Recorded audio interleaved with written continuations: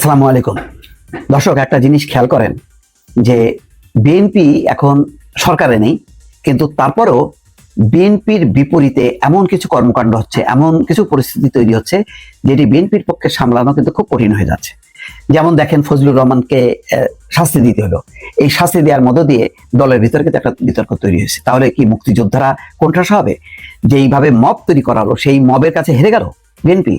যে তার বাসার সামনে অবস্থান নিল, বলা হলো যে তিনি জুলাই আন্দোলনের বিরোধিতা করেছেন, কিন্তু ফজলুর রহমান বলছেন যে তিনি প্রথম আবু সাইদকে শহীদ এবং শ্রেষ্ঠ বীর সন্তান হিসেবে আখ্যা দিয়েছেন, এবং প্রচুর বক্তব্য আছে যেটা শেখ হাসিনার পতন এবং জুলাই আন্দোলনের পক্ষে। কিন্তু তারপরে হঠাৎ করে কোনো এক বক্তব্য প্রেক্ষিতে বলা হচ্ছে যে তিনি জুলাই আন্দোলনের বিরোধিতা করছেন বিশ্বাসঘাতকতা। এবং যারা মানে মব তৈরি করছে, দেখেন ওই সেই হ্যান্ড মাইক নিয়ে যেমন ফজলুর রহমানের বাসার সামনে, ঠিক সেই হ্যান্ড মাইক নিয়ে রিপোর্টার্স ইউনিটিতে ওই ডক্টর কামাল হোসেনের প্রধান অতিথি হিসাবে যেই অনুষ্ঠানে অংশ নেওয়ার কথা ছিল, মঞ্চ ৭১, সেটি ভেঙে দেওয়া হলো। একটা গোল টেবিল আলোচনা ভেঙে দেওয়া হলো। এখন ফজলুর রহমানের এই বিষয়, মুক্তিযোদ্ধাদের এই সমাবেশ ভেঙে দেয়া, এটি কি বিএনপি সমর্থন করে? তারা কি বলেছে যে এটা সঠিক কাজ? না, তারা কিন্তু নীরব থেকেছে। নীরব থাকলেও একটা চাপের মধ্যে পড়ছে। চাপ আরো বিভিন্ন জায়গায় জায়গায় যে মব তৈরি হচ্ছে, সেই মবের এগেনস্টে কিন্তু বিএনপি সোচ্চারভাবে দাঁড়াতে পারছে না। বিএনপি বলছে উগ্রবাদ এবং চরমপন্থা মাথা চাড়া দিয়েছে, তারেক রহমান স্বয়ং বলেছে। কিন্তু এই যে মাথা চাড়া দিয়েছে, তার বিরুদ্ধে কি রাজনৈতিক প্রতিরোধ গড়ে তুলতে পারছে বিএনপি? না।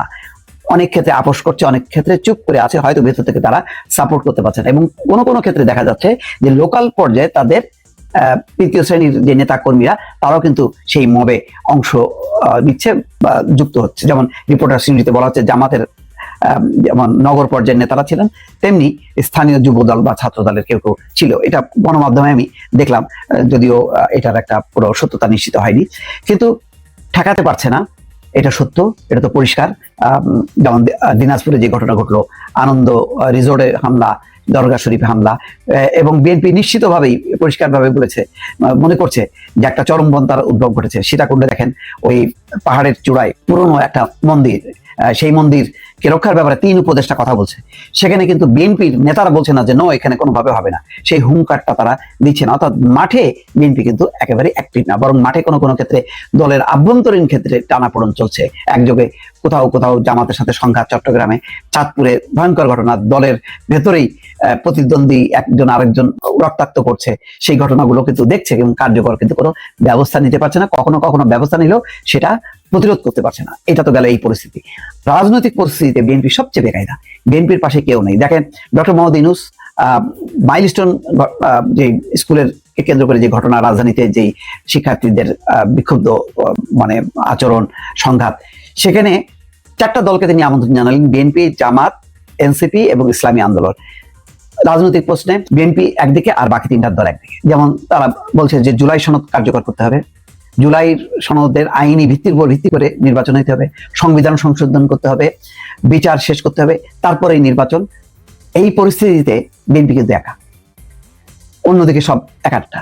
নির্বাচনী রোডম্যাপ ঘোষণা করার পরে হতাশা অন্য রাজনৈতিক দলগুলি। বিএনপি খুশি, বিএনপির উচ্ছ্বাস।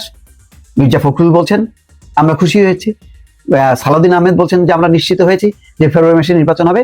কিন্তু হতাশা ব্যক্ত করছে যে রাজনৈতিক সলিউশন না হয়, অর্থাৎ কিভাবে নির্বাচন হবে, কেমনে হবে, কোন পদ্ধতিতে হবে, তারপরে অনেকগুলো সাংবিধানিক বিষয় আছে, সেগুলি সংশোধনের ব্যাপার আছে, সিস্টেম পাল্টানোর ব্যাপার আছে, সেগুলো নিশ্চিত না হওয়াতে এটা বিভ্রান্তিকর এবং হতাশাজনক। এনসিপি বলেছে প্রতিশ্রুতি ভঙ্গ।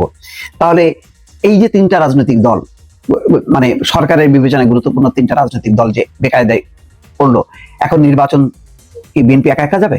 সেই আবার আওয়ামী লীগের পরিণতি বহন করবে বিএনপি?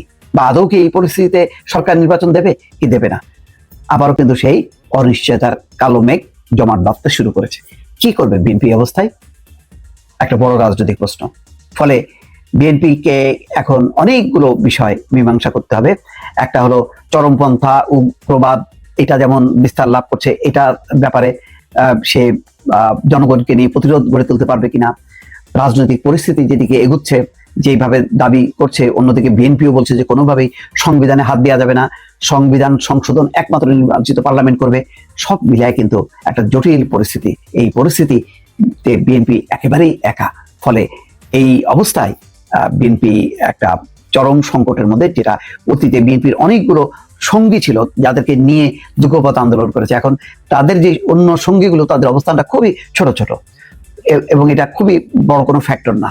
ফলে এই অবস্থায় বিএনপি কি করবে, তার একটা রাজনৈতিক অবস্থান আরো পরিষ্কার, স্পষ্ট এবং দৃঢ় যদি করতে না পারে, তাহলে নিশ্চিত রাজনৈতিক সংকট একটা গভীর থেকে গভীর হবে। ভালো থাকবেন। আল্লাহ হাফেজ।